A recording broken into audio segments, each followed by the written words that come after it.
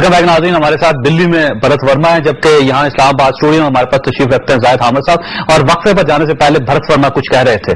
United nation में जब आपकी 3 ऑर्गेनाइजेशन बैन कर दी हैं, वो अपने आप में एक कहानी है, वो बोल रही है।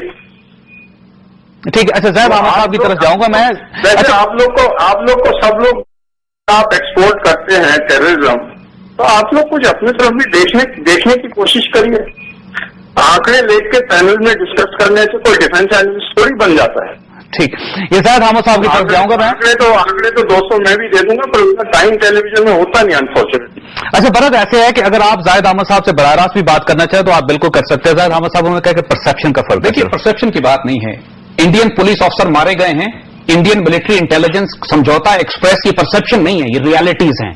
इंडियन मिलिट्री इंटेलिजेंस के ऑफिसर्स आरडीएक्स फराहम करते हुए कर्नल पुरोहित पकड़ा गया, पूरा नेटवर्क बजरंग दल, शेख सीना, बीजेपी का खुल के सामने आ रहा था। और कोई ये परसेप्शन नहीं है कि जो पुलिस ऑफिसर कुरकुरे मारा गया है उसकी बेवा ने बीजेपी से कॉम्पनसेशन पैसे लेने से इनकार कर दिया है और उनको जिम्मेदार ठहराया है। ये परसेप्शन नहीं है कि लोग मराठी बोल रहे थे, ये परसेप्शन नहीं है कि हिंदू बैंड हाथ में पहने हुए थे वो, ये परसेप्शन नहीं है कि वो हिंदी में बात कर रहे थे और हिंदी समझ रहे थे, और ये परसेप्शन नहीं है कि इसमें एक मोसाद का एंगल था। और बीबीसी की रिपोर्ट्स ये है कि इन लोगों ने ड्रग्स ली थी, शराब पी के गए थे, इनके बैग से शराब निकली है, ड्रग्स इनके खून में से निकली है, और कोई मुसलमान इनमें से कोई हरकत नहीं कर सकता जो ये कर रहे हैं। ये परसेप्शन नहीं है, रियलिटीज हैं। और अगर इतनी बड़ी जमहूरियत और डेमोक्रेसी और रूल ऑफ लॉ है तो ला के सबूत सामने रखें। ये सब खुराफात है कि एब्सोल्यूट नॉनसेंस, कि हमारे जहनों में चीज मौजूद है, क्योंकि जहनों में ही मौजूद है, इसके अलावा कुछ भी इसकी रियलिटी नहीं है। और ये इस बात पे क्यों नहीं आते हैं बार बार कि जो इंडियन मिलिट्री इंटेलिजेंस के ऑफिसर समझौता एक्सप्रेस में धमाके करते हुए पकड़े गए उनकी रियलिटी क्या है, उस पर इनका मीडिया क्यों नहीं बात करता है। Let's discuss that. ये डिस्कस करते हैं कि समझौता में किसने धमाका किया था, उसके बाद फैसला करेंगे दहशतगर्द कौन है।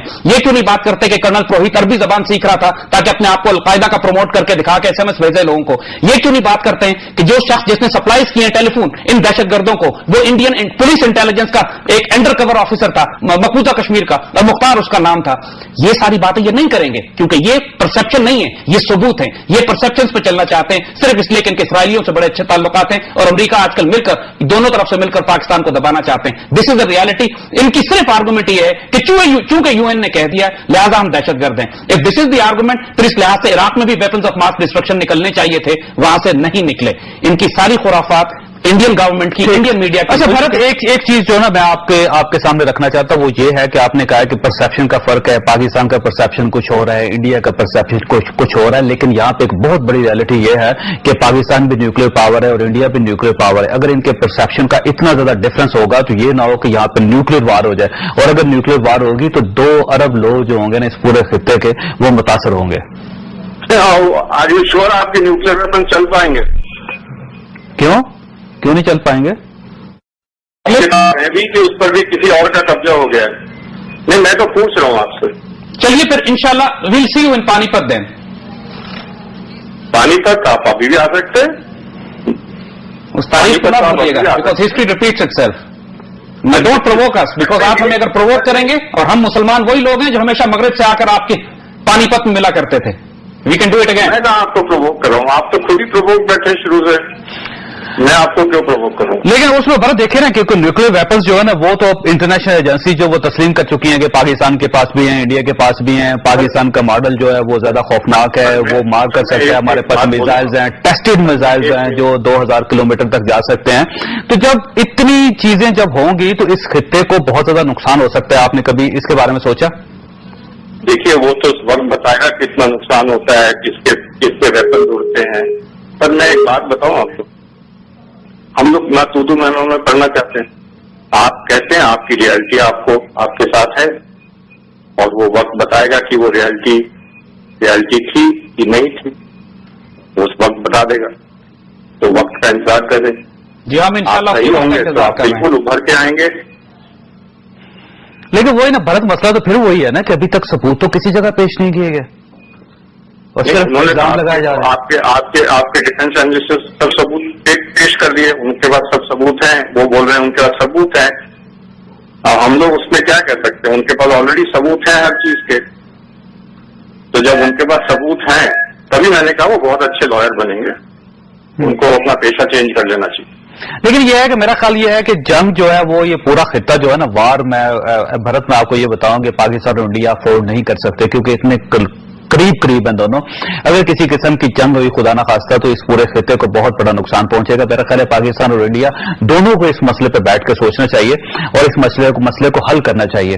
अगर मैं समझता हूं भारत अगर पाकिस्तान को आप समेत इल्जाम लगाते हैं, आप एक्सपोर्ट ऑफ टेररिज्म बंद कर दीजिए और मसला हल हो जाएगा। देखिए भारत अभी तक साबित नहीं हो सका दुनिया में किसी जगह पे भी कि पाकिस्तान ने कोई टेररिज्म एक्सपोर्ट की हो। पाकिस्तान अलाई है पूरी दुनिया में टेररिज्म के खिलाफ। हम पाकिस्तान की दाद देते हैं ना, क्या खूबी से आप एक्सपोर्ट करते हैं, कोई वो सबूत ही नहीं दे पाता। जाहिद अहमद साहब अगर आपको जवाब देना चाहें तो। देखिए मैं सिर्फ इनको एक मैसेज इंडिया की कौम को देना चाहता हूं कि हम पाकिस्तान के मुसलमान ऑनरेबल को एग्जिस्टेंस के साथ रहना चाहते हैं। हमने इंडिया के वजूद को 47 के बाद एक मुल्क की हैसियत से तस्लीम किया था, लेकिन जब हम ये देखते हैं कि इंडिया पाकिस्तान को तस्लीम नहीं करता है, हमारा एक हाथ बाजू तोड़ के इन्होंने अलग कर दिया, बकिया बाजू को तोड़ने पर लगे हुए हैं, तो फिर हम मजबूर होंगे कि हम जवाबी कार्रवाई करें। हम एक अच्छे हमसायों की तरह रहना चाहते हैं।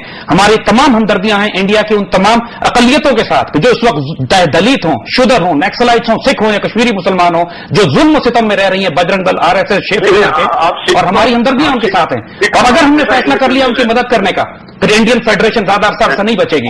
अभी हम हमसायों की तरह रहना चाहते हैं, हमें मजबूर न करें। लेकिन मेरा ख्याल है दोनों तरफ से थ्रेट्स नहीं होनी चाहिए, ना पाकिस्तान की तरफ से भारत ना इंडिया की तरफ से। हमें अच्छे हमसाए बनकर रहना चाहिए। ये एक वक्त की बहुत सिंपल तरीका है, एक्सपोर्ट ऑफ टेररिज्म बंद कर दीजिए, हमारे साथ इकोनॉमिक कोऑपरेशन करिए, बढ़िया आगे रहिए, फलिए फूलिए।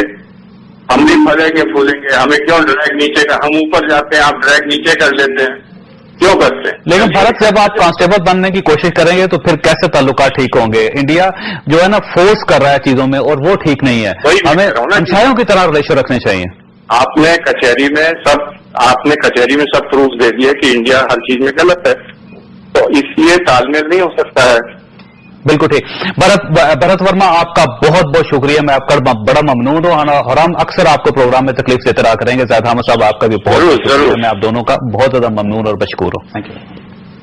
ख्वाजरात ताकत और जिम्मेदारी, इन दोनों का आपस में बड़ा गहरा ताल्लुक होता है।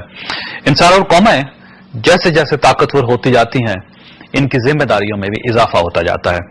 पाकिस्तान और भारत एक दूसरे के हमसाए भी हैं और न्यूक्लियर पावर्स भी।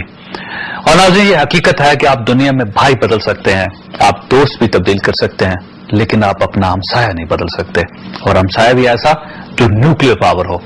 लिहाजा पाकिस्तान और भारत को एक दूसरे को बर्दाश्त करने की आदत डालना होगी। हमें एक दूसरे को तस्लीम करना पड़ेगा, क्योंकि न्यूक्लियर ताकत एक ऐसी पावर है जिसमें गलती की कोई गुंजाइश नहीं होती। आइंस्टाइन ने कहा था कि अगर दुनिया में एक बार जौहरी जंग छिड़ गई तो इसके आखिर में इंसान दोबारा उस मकाम पर आ जाएगा जब वो पत्थरों और डंडों से लड़ा करता था, वो कच्चा गोश्त खाता था और बदन पर पत्ते बांधता था। चुनांचे अगर हम उस वक्त से महफूज रहना चाहते हैं, हम उन हालात से बचना चाहते हैं, तो हमें बर्दाश्त की आदत डालना होगी। हमें एक दूसरे का अच्छा हमसाया बनना पड़ेगा।